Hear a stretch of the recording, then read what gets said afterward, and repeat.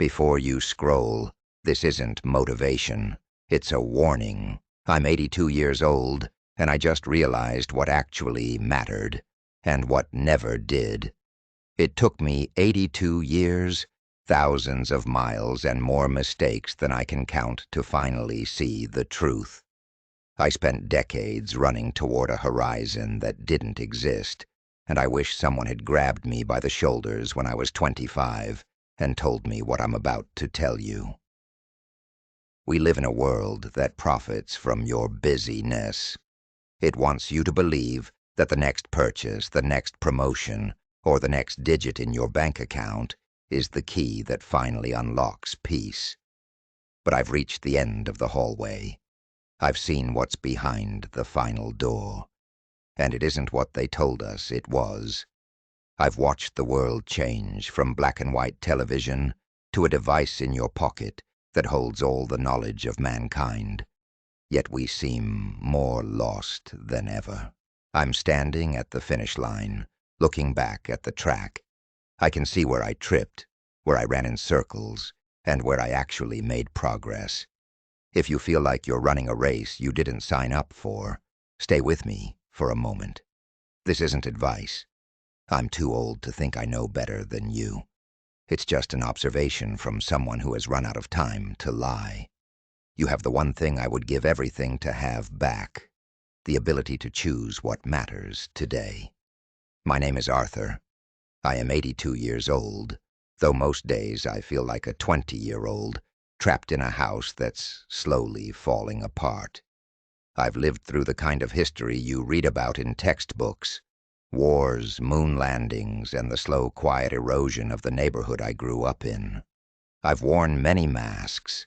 I was a VP of operations, a senior partner, a homeowner of the year. I spent 40 years in a suit that felt like armor, fighting battles in boardrooms that I can't even remember the names of today. I've lived through the seasons of life that most of you are currently navigating. I've known the frantic energy of your 30s, where you feel like you're finally building something. I've known the heavy silence of your 50s, when you realize the things you built didn't actually make you happy. I've seen the face of grief, and I've felt the electric spark of first love. I've buried my parents, my best friend, and recently, the woman who shared my bed for 54 years. When you lose the person who remembers who you were at 22, you lose a part of your own biography. You become a library with missing books. I have the authority of a man who has lost almost everything that the world told him was important, only to find that what remained was the only thing that ever mattered. I'm not here to brag about my successes. I'm here to tell you that my successes are the things I think about the least. A few months ago, my grandson was sitting on the edge of my bed. He's 24, full of fire, and terrified that he's falling behind because his friends are making more money than he is. He looked at me with that raw honesty that only comes late at night and asked, "Grandpa, if you had to do it all again, what would you carry with you, and what would you leave behind?" It's an existential question, isn't it? If your house was on fire, and you could only grab the moments of your life, which ones would you tuck under your arm? I've asked myself that more times than I can count since he left. Would I grab the day I got my law degree? The day I bought my first Porsche? No, not a single one of those made the cut. The question haunts you because it forces you to realize that you are currently carrying a lot of garbage. You are carrying the weight of other people's expectations. You are carrying the fear of being average. You are carrying the stress of a job that would replace you in a week if you dropped dead tomorrow. When you ask yourself what actually carries over into the end, you realize that most of your life is spent packing a suitcase for a trip you aren't even taking.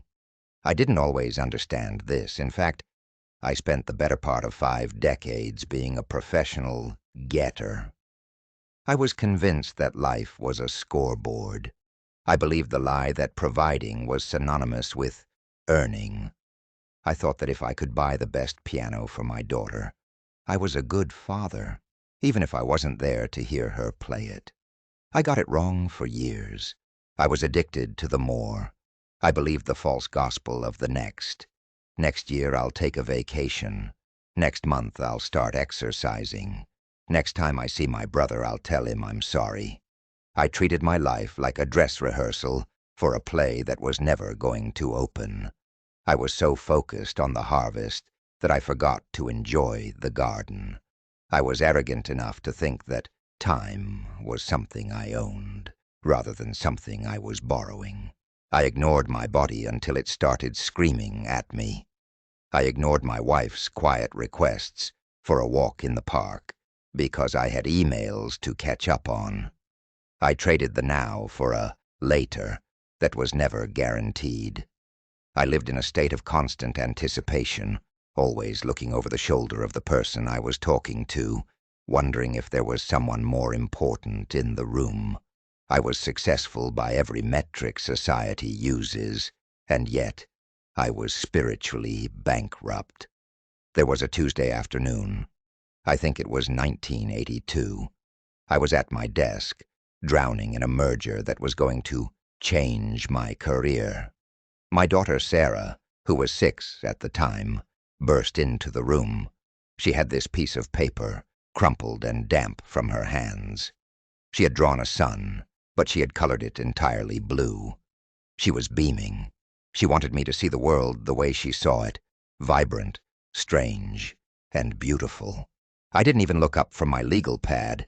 I just said, "Sarah, suns aren't blue, and Daddy's on a very important call. Go play outside." She didn't argue. She just folded the paper, her shoulders slumped just a tiny bit, and she walked out. It wasn't a movie moment. No one cried. It was just a small, ordinary moment of rejection. That merger. I don't even remember what the company was called. The money I made from it was spent decades ago. But I would give every cent in my retirement account to go back to that Tuesday, hang up the phone, and ask her, "Tell me why the sun is blue." I realized too late that my importance was a cage. I was so busy being a provider that I forgot to be a presence. That blue sun is the ghost that sits with me now. Let me tell you about a man named Mr. Henderson. He lived 3 houses down from us for 40 years. He was a quiet man, a retired postal worker who spent every waking hour in his front yard.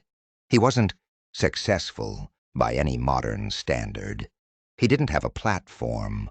No one celebrated his achievements. But he had a habit. Every morning, he would clip the best roses from his garden and leave them on the porches of the people on our street. He did it for years. If someone was sick, they got extra. If a new baby was born, he'd plant a tree in their honor in his own backyard. When he passed away, there was no obituary in the national papers. But something happened that I've never seen before. On the day of his funeral, the entire street was lined with flowers. People who hadn't spoken to each other in years were standing on their lawns, crying. He hadn't built a skyscraper, but he had built a community. He hadn't made a fortune, but he had made people feel seen.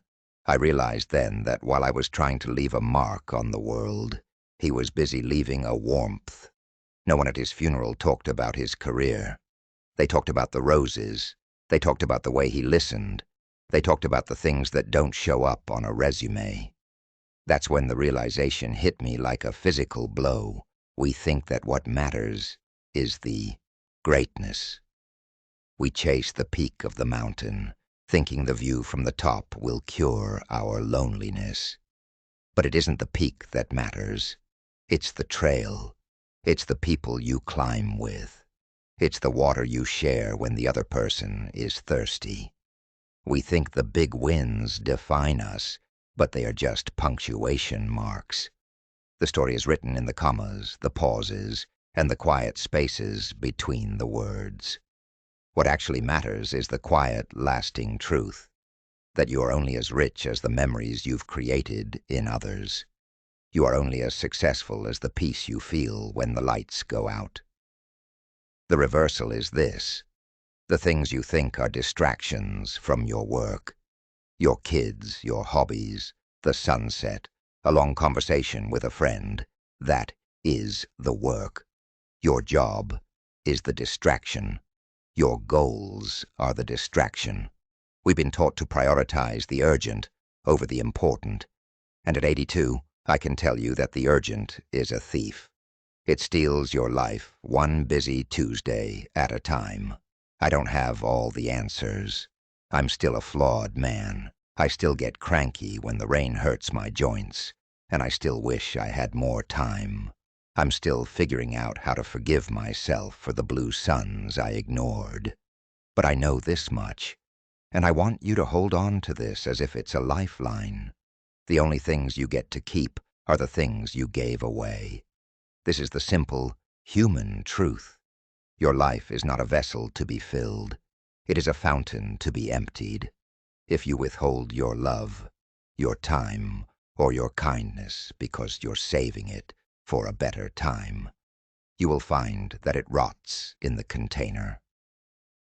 What matters in the end is how much of yourself you left behind in the hearts of others. It's the way your name feels in someone else's mouth 10 years after you've gone. It's not about being remembered by the world. It's about being missed by the people who actually knew you. We won't be here forever. This video will eventually be buried in an algorithm, and I will eventually be a name on a stone. That's not a sad thought. It's a liberating one. It means you are free. You are free to stop performing. You are free to go color a blue sun with someone you love. If this reached you today, if it made you think of someone you haven't called, or a moment you've been neglecting, please don't just like this. Don't just subscribe for more content. That's just more noise. Instead, pass this on. Not the video, the feeling. Go give something away. Go be the Mr. Henderson of your street. I want to ask you one thing before I go. If you could go back to your younger self today, what is the one false belief you would tell them to let go of? Share it in the comments. Let's help each other carry a little less weight today.